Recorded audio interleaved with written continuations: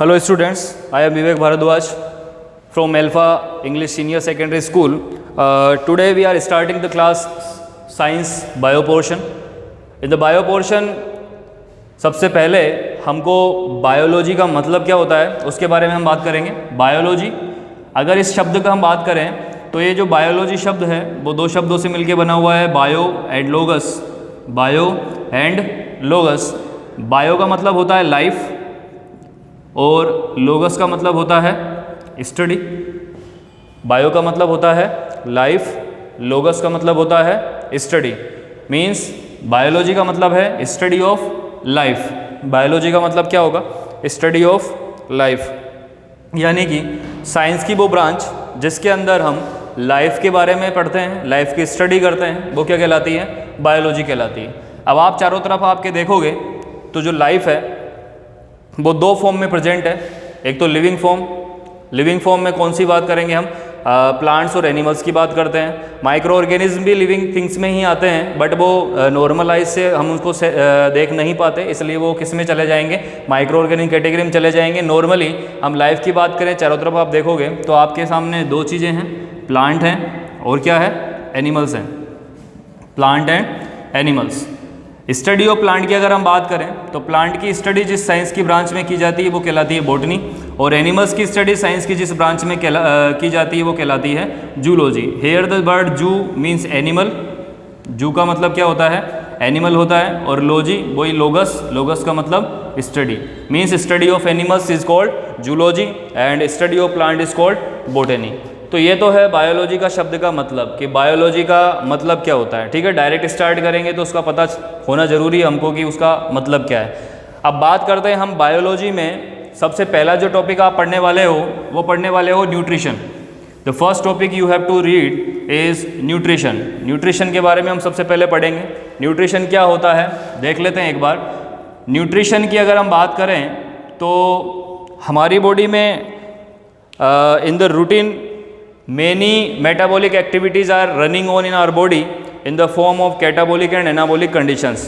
Firstly, we are discussing about the metabolic conditions. ये metabolic activities. Metabolic activities. What are the metabolic activities? Metabolic activities are categorized in two types: catabolic and anabolic. Anabolic. There are two conditions of these activities: catabolic activities and anabolic activities. All the breakdown activities or breakdown process are called catabolic conditions. यानी हमारी body में अगर कोई चीज़ टूट रही है, breakdown हो रहा है, तो वो कौन सी एक्टिविटी कहलाएगी? कैटाबोलिक एक्टिविटी कहलाएगी। And all the synthesis activities of our body are called anabolic activities. यानी हमारी बॉडी में अगर कुछ भी बन रहा है तो वो क्या कहलाएगी? एनाबोलिक एक्टिविटीज़ कहलाएगी। Combinedly of both activities catabolic and anabolic activities we are known as metabolic activities. यानी कि कंप्लीटली अगर हम बोलें हमारी बॉडी में टूटने और बनने से रिलेटेड जितनी भी चीज़ें हैं उनको हम क्या बोलेंगे? मेटाबॉलिक एक्टिविटीज़ की कैटेगरी में रखेंगे। फॉर एग्जांपल हम बात करें रेस्पिरेशन प्रोसेस में होता क्या है? ग्लूकोज जो होता है C6H12O6 ग्लूकोज, किसका फॉर्मूला है? ये ग्लूकोज का फॉर्मूला है। तो कैटाबॉलिक एक्टिविटीज़ में हम बात कर रहे हैं रेस्पिरेशन की।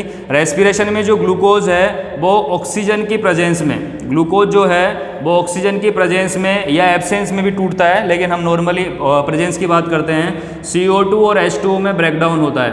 Then it will release energy. साथ में क्या रिलीज होगी?